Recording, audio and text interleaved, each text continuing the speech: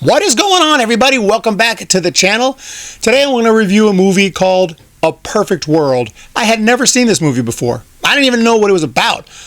I picked up some movies at the thrift. There was a whole bunch of Kevin Costner movies that I hadn't seen. You can see the cover, it looks like Kevin Costner and a little kid walking. I didn't even read the back, but I saw it was Clint Eastwood. I was like, this is a Clint Eastwood directed. Clint Eastwood's in this movie.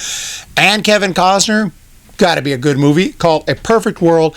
And I just kind of took this as him and his son. I thought this was like a family father-son movie. Yeah, no. Kevin Costner kidnaps this kid.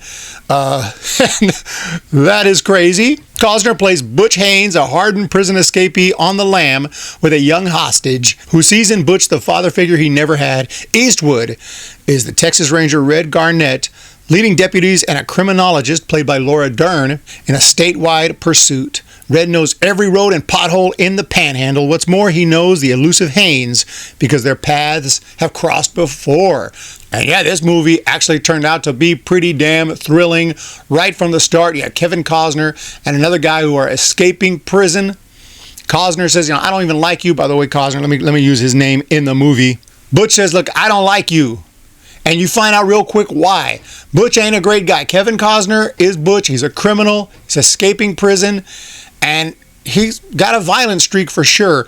But compared to this other dude he's with, Butch, Kevin Costner, is straight up Mother Teresa. This guy is an absolute piece of shit, rapist, murderer, savage, this guy he's with. So early on, and that's important for the movie because early on, it finds a way for you to like Butch.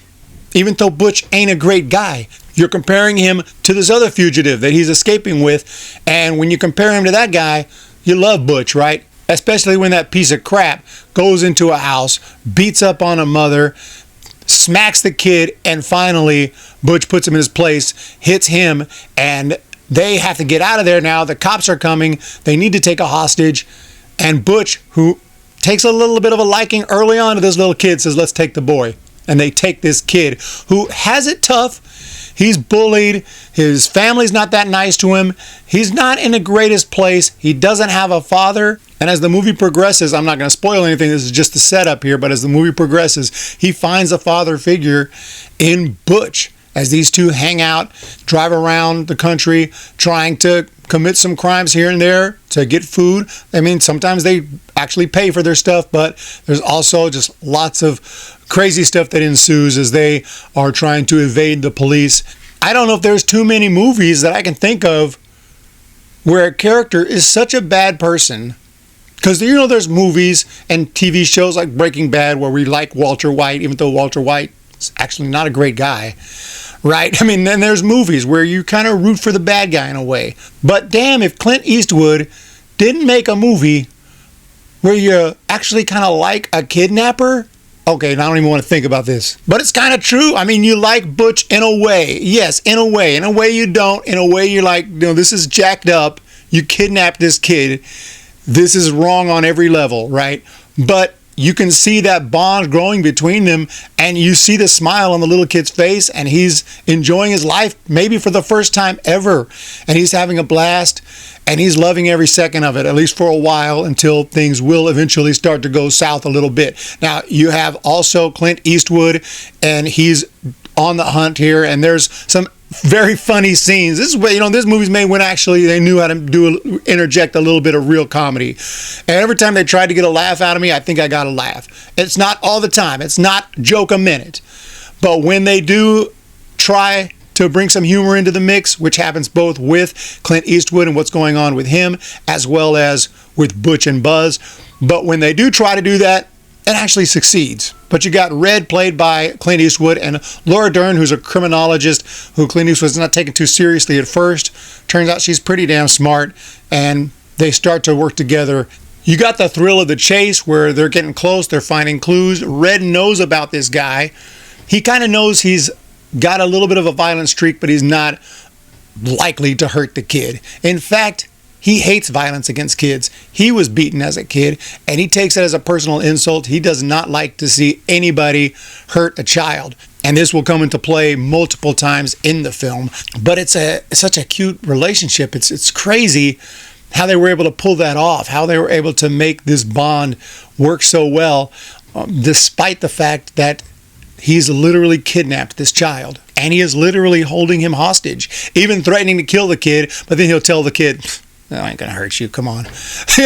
And the kid knows it, he'll smile. The kid loves him, but it's just an adventure movie.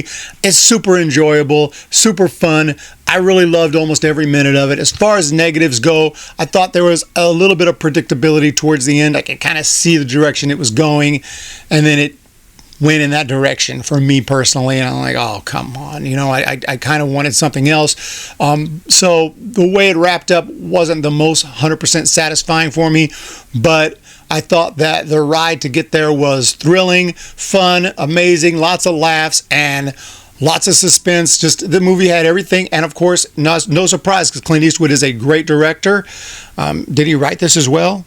No, written by John Lee Hancock, produced by Mark Johnson and David Valdez, but directed by the great Clint Eastwood. He's fantastic in both direction and acting in this movie. Kevin Costner is perfect for the movie. He's got that edge to it. He's got like the little bit of a criminal look and a criminal behavior to him, but he's also got that soft side to him.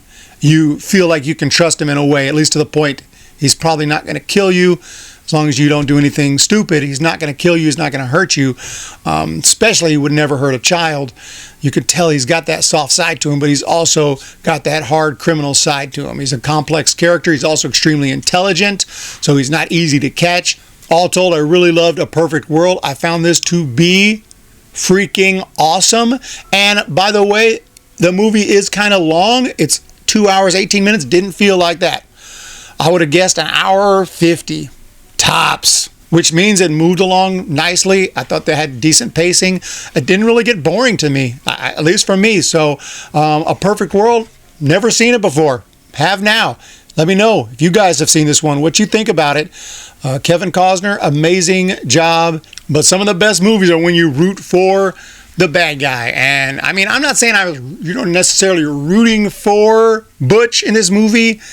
You're definitely hoping the little kid gets home safe and sound, but at the same time, you definitely enjoy their relationship and their escapades out there. It is definitely adorable at times with little Buzz, or Philip is his actual, I believe it's Philip is his actual name in the movie. But what do you guys think? A Perfect World? Let me know down below. I'm reviewing everything I watch. I watched this one. I got more Kevin Costner movies. Got a stack of Kevin Costner movies I got a review coming up soon. Some huge Kevin Costner fan must have made a donation. Here's a couple more, Guardian and American Flyers.